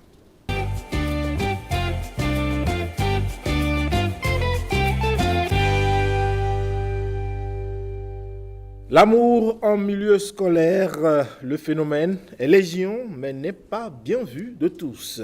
Nombreuses sont les personnes qui justement soutiennent que les apprenants devraient plutôt se concentrer exclusivement sur leurs études et que l'amour pourrait après venir pour plus tard. En plateau pour en parler avec moi, 3 invités sont installés ici, 2 sont restés, un nouveau est venu s'ajouter. André Alihonou, docteur, comment vous allez? Bonjour. J'espère que vous prenez du plaisir à notre compagnie. Bien sûr, bien sûr. Merci d'être resté. Également, docteur Didas Tossou, merci d'être resté également sur ce plateau. Merci beaucoup. Et puis, celui qui nous a rejoint, c'est Noé Consolas Hunkonou, coach scolaire et psychosocial. Merci d'être là. Merci, monsieur. Alors, je le disais, l'amour en milieu scolaire, c'est un sujet un peu problématique pour de nombreux parents. Ce n'est pas la peine que l'enfant puisse déjà en classe, à l'école, commencer à avoir ces genres de fréquentation, j'allais dire. Alors, Noé Consolas, selon vous, est-ce qu'il y a des avantages à entretenir des relations amoureuses à l'école? Merci. Est-ce que nous allons parler d'avantages? Oui, il y a d'avantages. Parce que pourquoi l'enfant commence ses relations amoureuses? Déjà, il faut comprendre qu'il y a beaucoup de causes à cela, beaucoup de raisons qui font que les adolescents se donnent à ces pratiques. Nous pouvons parler d'abord des dispositions naturelles ou biologiques, notamment le développement des caractères sexuels secondaires. Donc, nous avons l'augmentation du taux de testostérone, des ostérone, qui font que voilà, l'adolescent a des ressentis sexuels et se lance dans des relations. Donc, pas seulement ça, il y a également le fait que l'enfant veut se sentir aimé, veut se sentir voilà, l'appartenance, l'estime de soi. Donc, ces relations permettent d'un côté aux enfants de développer également les relations, voilà, comment se comporter avec les autres, voilà, savoir vraiment que, bon, en dehors de mes propres perceptions, d'autres ont autre chose et voilà, il y a de ces petites choses que l'enfant gagne, surtout en matière d'estime de soi. L'enfant se sent, voilà, moi aussi je suis une personne, quelqu'un m'aime, voilà, je ne suis pas, voilà, et tout. Donc il y a ces choses que l'enfant peut gagner, donc qui va lui permettre peut-être d'être en quelque sorte épanoui, se sentir heureux et tout, voilà. Bon, mais il y a forcément des risques, hein. L'enfant se sent épanoui, mais après il ne faut pas oublier les études, parce que l'enfant est envoyé d'abord à l'école pour étudier. D'autres, Ali Honou, est-ce que vous pensez que les relations amoureuses doivent être encouragées ou découragées à l'école? Non, pas découragées tout de suite. Hein. Je pense que il faudrait qu'on fasse la différence des choses.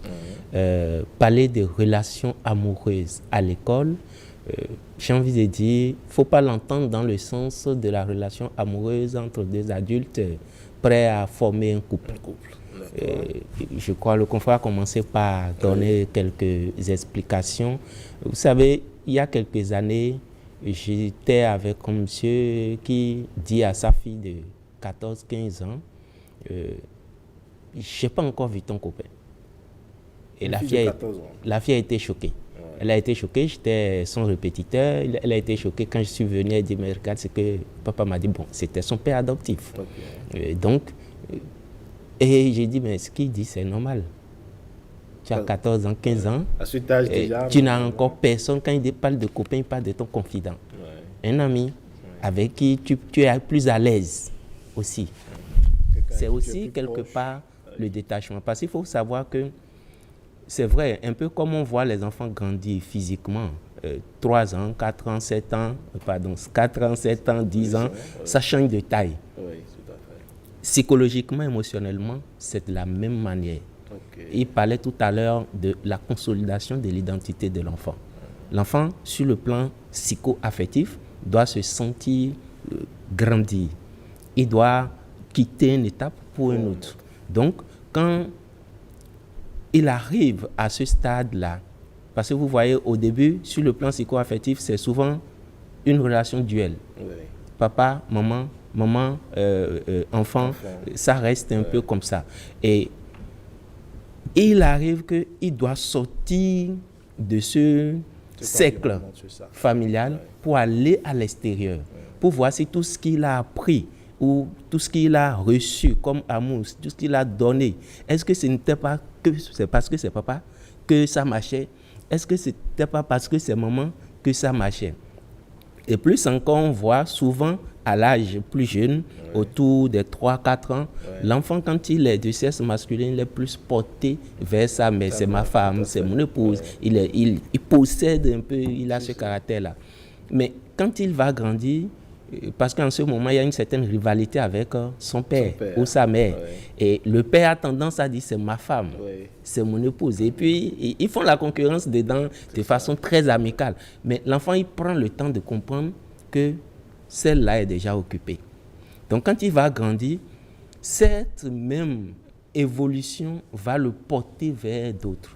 Il va voir dans son environnement des camarades qui lui plaisent sur le plan comportemental.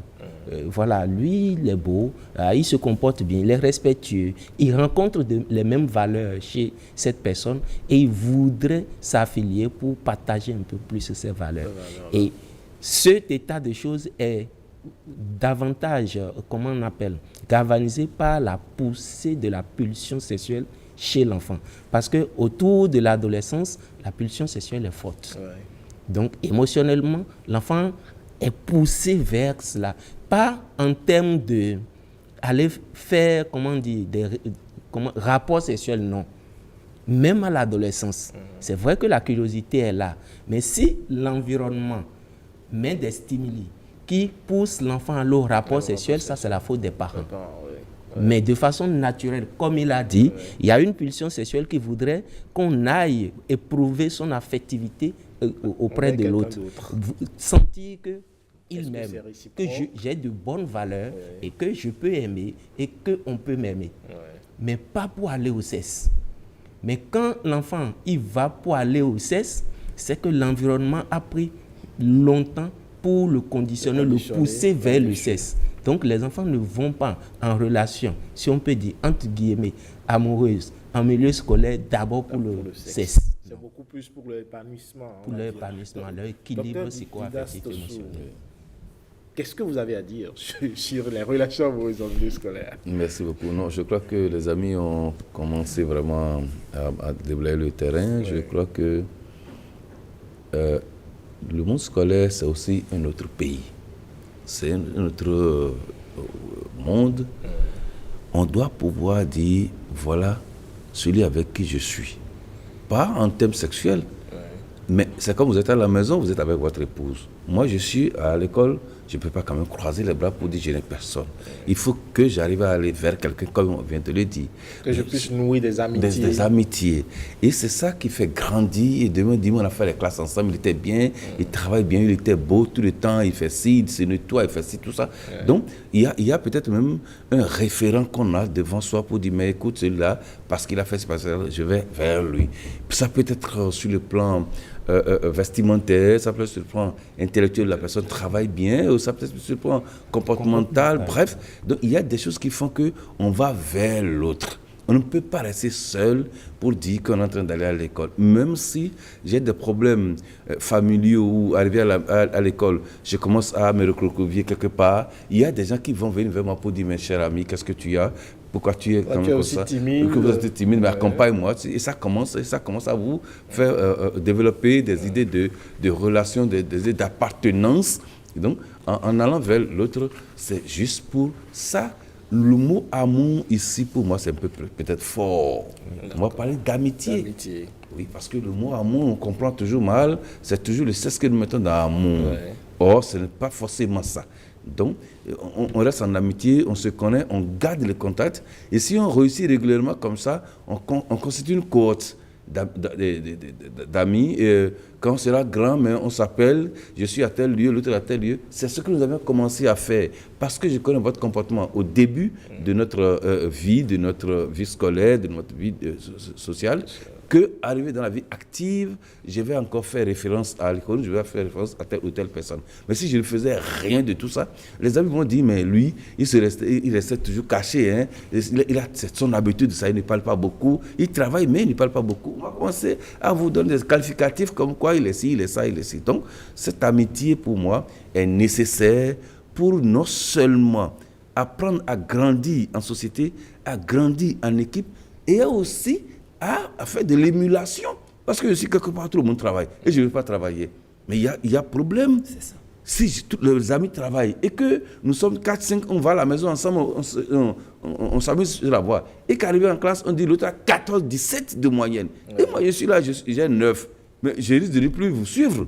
Donc, je suis obligé de travailler. Je vais faire un effort de travailler pour que l'amitié reste et que l'environnement soit vraiment favorable pour vivre. Je voudrais finir pour dire que M.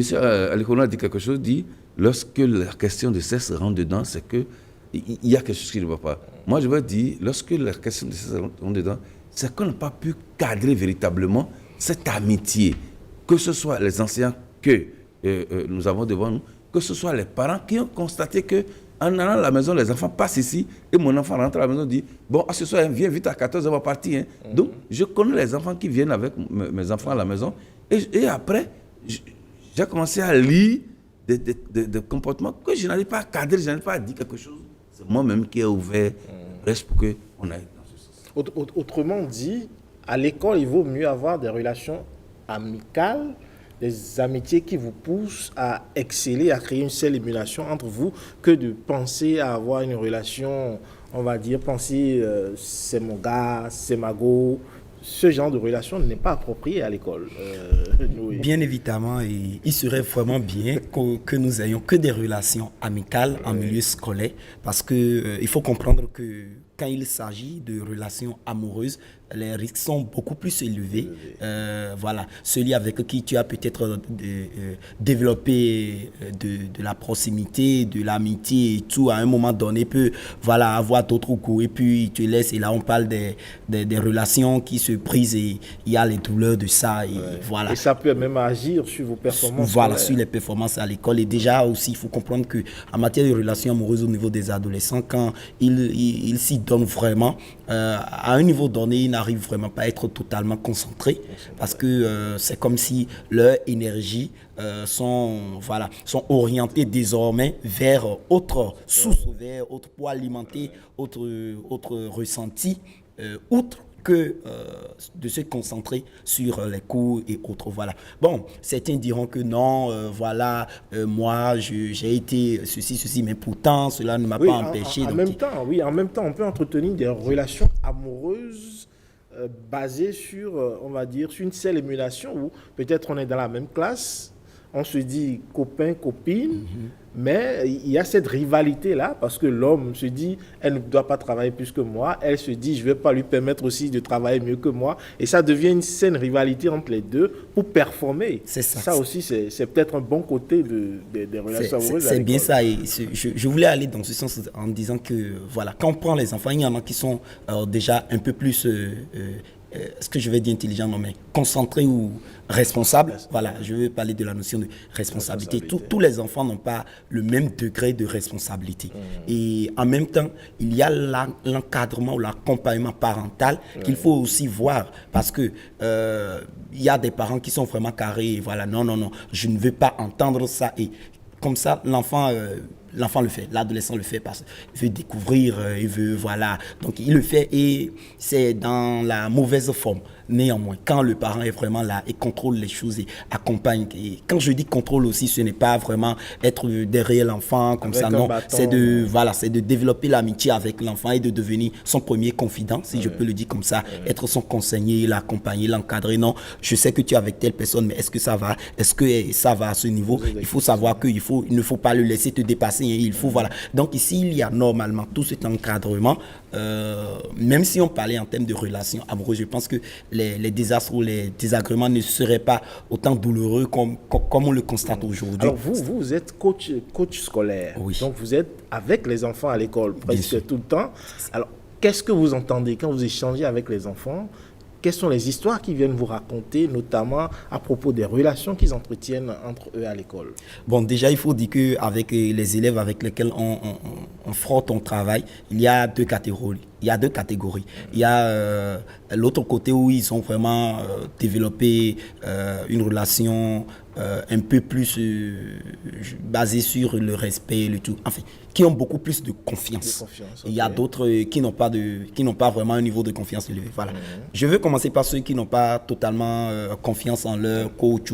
Voilà. Eux, quand ils viennent, c'est qu'ils ont déjà essayé et ça n'a pas marché. Et c'est là ils viennent maintenant pour dire que tu sais, l'année dernière, là, ce qui s'était passé en réalité, là, c'était voilà.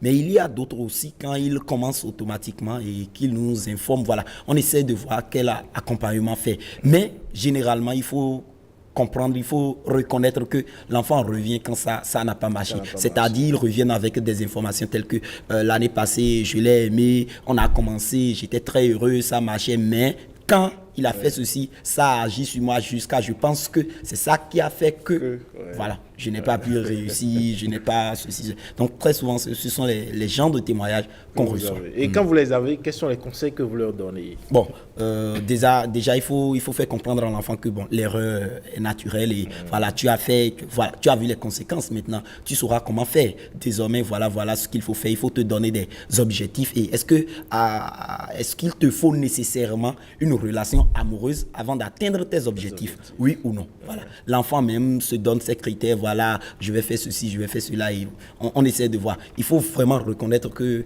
contrôler les pulsions des gens, c'est très difficile, et pratiquement impossible de contrôler cela. Quand ça arrive, ça part et voilà, on est obligé de cadrer.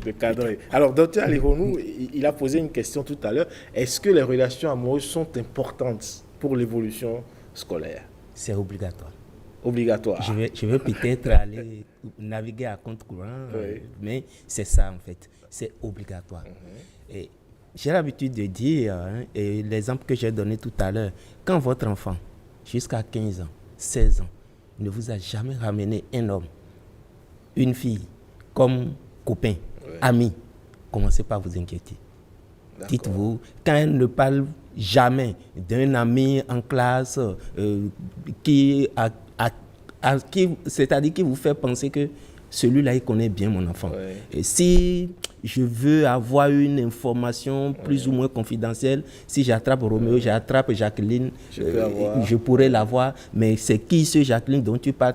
Il n'y a rien de tout ça. Commencez pas à vous inquiéter. Ça veut dire que quelque part, dans votre système de communication familiale, il y a quelque chose qui ne permet pas à l'enfant de s'exprimer.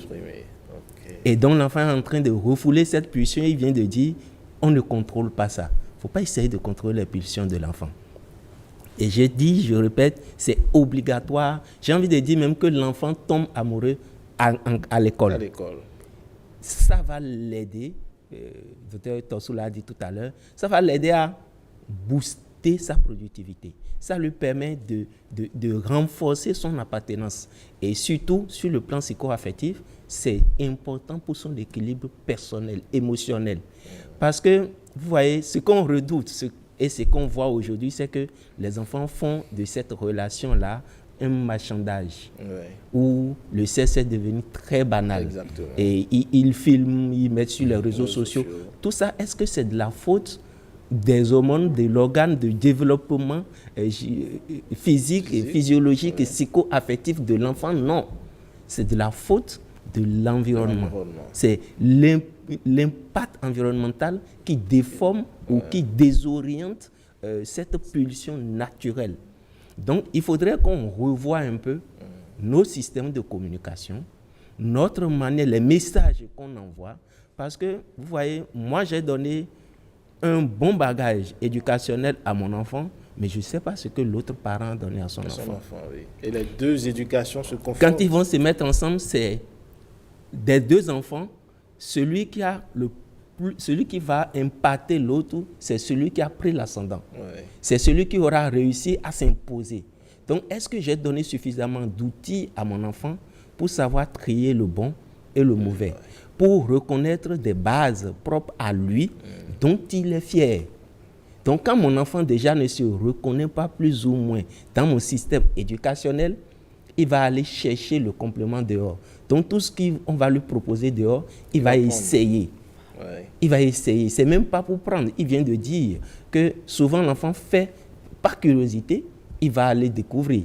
Et quand il le fait, après il regrette, je n'aurais pas dû, je vaux mieux que ça. Mais il faudrait donner aux enfants la possibilité de pouvoir discerner cela à l'avant. De ne pas aller tomber avant de dire « Ah, mais j'aurais pu sauter au lieu d'essayer de marcher sur ce trou-là. » Mais justement, pour en arriver là, est-ce que vous pensez, ou plutôt à quel âge, selon vous, il faut commencer à entretenir ce genre de dialogue avec son enfant pour éveiller sa conscience sur certaines choses? À la maternelle, votre enfant revient vous dire « J'ai mon copain en classe et elle est fière ou il est fier de dire « Telle est ma copine et telle, je ne l'aime plus. » Déjà, il faut adapter ce langage à l'âge de l'enfant. Il ne faut pas dire j'attends 18 ans, 20 ans pour commencer par parler avec. Ça risque d'être trop tard. Dr Tossou me dira quel de nos parents nous fait asseoir pour parler sexe. Ah oui, justement. Non, ici on ne parle pas sexe. Je ne parle pas de sexe avec. Mais je veux parler de l'affectivité. C'est normal pour toi d'aimer un semblable. Mais qu'est-ce que tu entends par... Excusez-moi de lui donner cet exemple rapidement, mais l'année passée, j'ai été interpellé par un couple ami parce qu'un de mes filles est tombé amoureux. Il est en deuxième année de l'université, d'accord, mais il a à peine 18 ans. Donc, il venait d'avoir ses 18 ans. Et il se prend d'amour pour une fille qu'il aime bien, mais la fille en terminale. Et lui, il essaie de l'aider. Et les parents, tout de suite, un bon parent, ah non, ça ne va pas arriver. Eux, ils voient déjà la reproduction. Et elle voit déjà qu'elle va devenir grand-mère. Mais quand je suis parti, je vois mon garçon, on parle. Il dit, bon, et ta copine? Mais on a parlé en termes simples. Il m'a dit, oui, elle est là, tu es amoureux, oui. Elle sait que tu es amoureux, oui. En quoi? Qu'est-ce que tu dis par amoureux? Je l'aime bien, sa manière de parler, d'être, ça me plaît bien. Je vais échanger plus avec elle. Je veux qu'elle soit ma confidente, parce qu'il n'en a pas. Jusque-là, le connaissant depuis petit, il n'a pas une fille avec qui il partage des choses si ce n'est pas son frère, son petit frère. Donc, lui, il a envie de sortir de ce cocon de maman, papa, petit frère. Et sa stratégie, c'est pousser la fille à avoir le bac. Quand elle sera à l'université, on pourra partager plus de temps ensemble. Et donc, quand je suis venu sur le fait, mais tu as un âge où tu sais que si tu vas aux relations sexuelles, grossesse peut sortir elle aussi, elle peut avoir, elle peut être enceinte. Il a dit oui, mais c'est pas ça que je veux. C'est juste partager plus de temps. Donc, quand le moment vient, parler ouvertement. Mais allez dans l'esprit de l'enfant pour savoir qu'est-ce qu'il met dans cette relation. N'ayez pas peur de le mettre en garde sur les dangers potentiels si éventuellement l'autre le poussait à aller contre nature. Et faites confiance à votre enfant. Arrivé un moment, il dira non. Docteur Didas Tossou, la communication prend donc une place essentielle. J'ai toujours, nous, on a toujours fait des débats contradictoires. Parce que il y a que lorsque nous rationalisons les choses comme ça, parfois ça nous échappe. Moi, c'est mon souci. Je suis d'accord qu'il faut échanger avec les enfants, mais parfois ça vient naturellement. Je dis parfois ça vient naturellement. La question d'amour, la question de sexe, parfois on constate dans moi mes comportements, je dis moi en tant que parent, dans mes comportements, c'est ce que je fais, c'est mon comportement que mon enfant doit pouvoir suivre. Ouais. Si je déconne, pour la plupart du temps, ça n'a pas de là. Ouais. Si je suis un père qui écoute, si je suis un père qui se comporte bien à la maison, je crois que mon enfant, quand il en a fait quelque chose, j'ai la possibilité de lui parler. L'enfant aussi aura la possibilité de me dire quelque chose. Oui.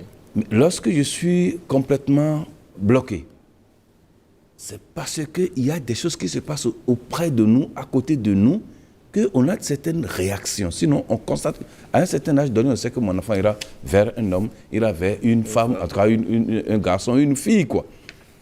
Mais, compte tenu de tout ce qui se passe, quand tout à l'heure on parlait de, est-ce qu'il faut parler d'amour ou d'amitié, moi je leur dis, il n'y a même pas de frontières pour ça.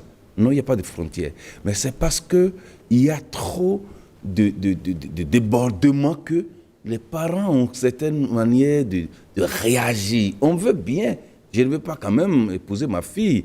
Ma femme ne veut pas épouser son garçon, non. Mais c'est parce qu'il y a des comportements qu'on constate et ça dépasse. On dit, mais pourquoi ça va se passer comme ça? Malgré tout ce que j'ai fait, pourquoi ça va se passer comme ça? Donc, je suis d'accord que nous parlions de communication, je suis d'accord, mais qu'on contextualise la communication.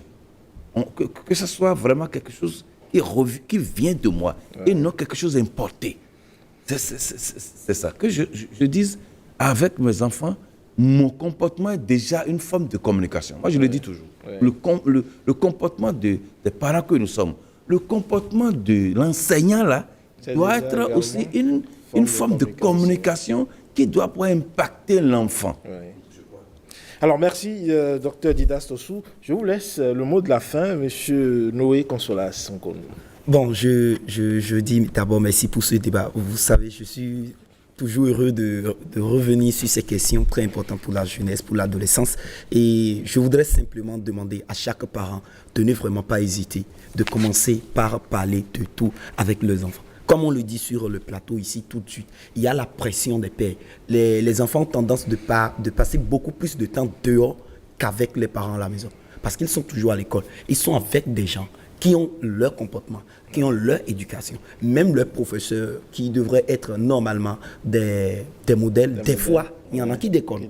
Et que ferons-nous alors si nous ne pouvons pas? Nous devons vraiment insister, devenir vraiment amis, le meilleur confident de nos enfants. Pour les avoir en fait à notre cause. Et ce sera dans ce cas que c'est notre éducation qui va primer. Sinon, l'enfant ira au dehors et ramènera des choses. Le parent pourra se dire, moi je n'étais pas comme ça, je ne suis pas comme ça. Mais qu'est-ce qui s'est passé? Oui, parce que aujourd'hui la société, même si nous allons sur le plan des médias, des réseaux sociaux, tout se fait aujourd'hui, les dessins animés, tout est planifié pour que l'enfant, au lieu d'avoir des relations saines, tombe rapidement dans les travers. Voilà, malheureusement.